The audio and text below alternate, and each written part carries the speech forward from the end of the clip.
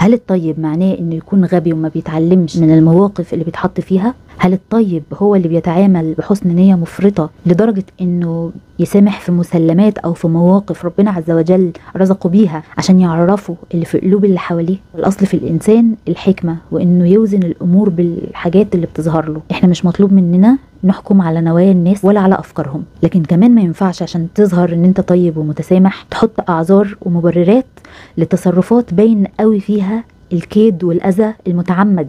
حد متعمد انه يأذيك بالقول او بالفعل، ده تلتمس له العذر ليه؟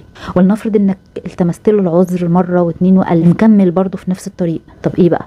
الانسان اللي بيحمل لك في قلبه خير ومحبه هيكون حريص جدا عليك، حتى لو في مرة من المرات وجه لك إساءة غصب عنه، لأن احنا بشر، لكن هيكون غلط مش مقصود، وهيكون حريص إنه ما يكررهوش. لكن إن أنت تحط مبررات لحد كل اللي بيظهر لك منه أذى وسوء ظن ومشاكل وتطاول وتجاوز وإهانات وتشويه، ده مش حسن ظن منك، دي اسمها سذاجة. لا يلدغ المؤمن من جحر مرتين. لما ربنا يوضح لك الحقائق اتمسك بالحقائق دي وابني عليها احكامك بعد كده.